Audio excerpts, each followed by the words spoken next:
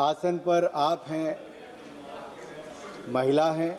पहले वाली स्पीकर भी महिला थी और फाइनेंस बिल पास होने के बाद जब कम सदस्य सदन में हैं उसके बावजूद महिला सांसद यहाँ पर सभी उपस्थित हैं। ये परिदृश्य दिखाता है कि महिलाएं सदन के प्रति कितना गंभीर है। जो हमारे साथी सांसद हैं, इसलिए प्रधानमंत्री नरेंद्र मोदी जी ने 33% आरक्षण नारी शक्ति बंधन मिल के माध्यम से देने का प्रयास किया है। आज जब मैं insolvency bankruptcy code amendment bill 2025 पर कह रहा हूं, तो सरकार के काम को समझने के लिए एक बहुत सुंदर और याद रखने की एक तस्वीर प्रधानमंत्री मोदी जी ने जो कहा, मैं यहाँ पे कहना चाहूँगा, एंड आई कोट, कि भारत की रिफॉर्म एक्सप्रेस लगातार गति पकड़ रही है। ये एनडीए सरकार के समग्र निवेश और मांग आधारित नीतियों से चल रही है। चाहे इंफ्रास्ट्रक्चर हो, मैन्युफैक्चरिंग इंसेंटिव हो, डिजिटल पब्लिक गुड्स हो या ईज ऑफ डूइंग बिजनेस हो, हम समृद्ध भारत का सपना पूरा करेंगे। सभापति महोदय, इंसॉल्वेंसी बैंक्रप्सी कोड ने बहुत कुछ पिछले लगभग 11 वर्षों में हासिल किया है। उस पर आने से पहले 11 साल पहले तस्वीर क्या थी, मैं आपके माध्यम से बताना चाहता हूं। भारत एक ऐसा देश था आज से 11 साल पहले दुनिया में, जब डिफॉल्टर्स के पास तो सारी शक्ति थी, लेकिन ऋण दाताओं के पास केवल आशा ही थी। आज भारत एक ऐसा देश है आईबीसी आने के बाद, जहां ऋण दाताओं के पास कानून है, रेगुलेटर है, न्यायपालिका है और एक सशक्त बैंकिंग व्यवस्था है। ये परिवर्तन टूटे हुए शक्ति समीकरण का पूरा उलटफेर करके आज मोदी सरकार के द्वारा सबसे बड़ी आर्थिक शासन उपलब्धि है। और आज हमारे सामने जो संशोधन है, मैं आपके माध्यम से कह सकता हूं, ये इस परिवर्तन को एक लॉजिकल कंप्लीशन की ओर ले जाने का काम करेगा। कुछ नज़र आंकड़ों पर मार ली जाए, वैसे तो जो कांग्रेस की स्पीकर बोल के गई, नियम अनुसार अपना भाषण देने के बाद अगले स्पीकर तक बैठना चाहिए। अब दुर्भाग्य यह है कि कांग्रेस में जो इनके खुद के नेता हैं, वो भी भाषण दे के नहीं बैठते हैं, वो भी चले जाते हैं।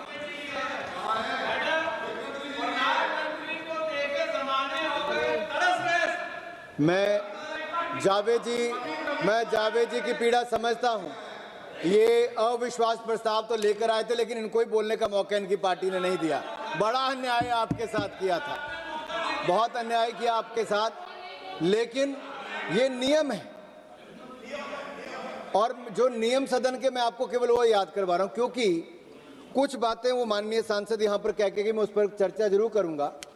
आईबीसी पे मैं आता हूं, माननीय सभापति जी, ये आंकड़े देख के पता चलेगा कि इंसॉल्वेंसी बैंक्रप्सी कोड कितना प्रभावशाली है। लगभग 8,654 कॉर्पोरेट डेटर्स को सीआईआरपी के माध्यम से इसका निपटारा किया गया। 6,761 मामलों का निपटारा सीधे हुआ और इसके अलावा जो 1,300 रिजॉल्व हुए जो रेजोल्यूशन प्लान के थ्रू, और रिकवरी कितनी हुई, 4 लाख करोड़ रुपए की रिकवरी आईबीसी एक्ट आने के बाद हुई है।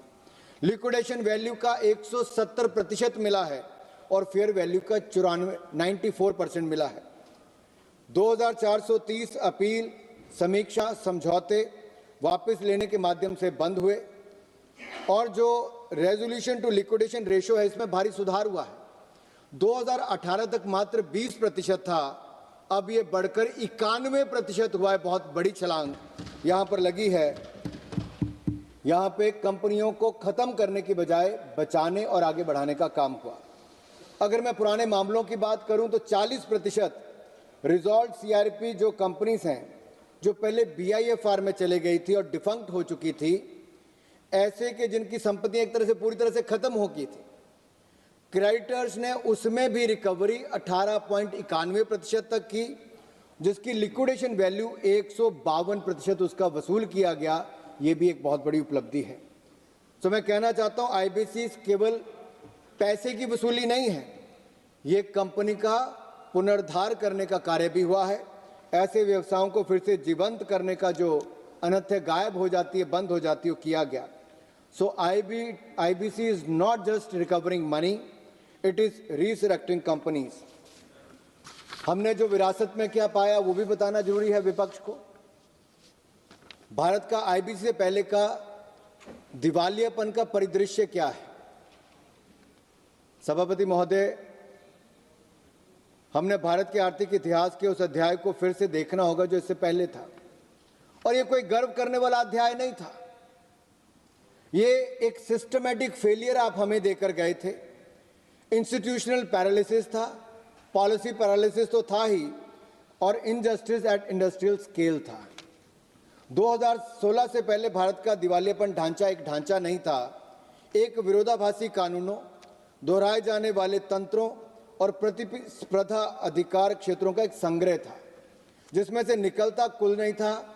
कुल मिला के एक ही आवाज हर कानून से निकल कर आती थी, और वो आवाज थी डिले, यानी कि देरी ही होती थी और कुछ नहीं होता था। अगर मैं क्या क्या कानून थे? सीका था, यानी कि जिसमें यूनिट को सिक घोषित करने का होता था, फिर BFIR था, DRT था, सरफेसी था। इस तरह से अलग अलग लोक अदालत से लेकर अन्य कई तरह के कानून थे। लेकिन रिकवरी क्या होती थी? आप एक बार आंकड़े देखिए।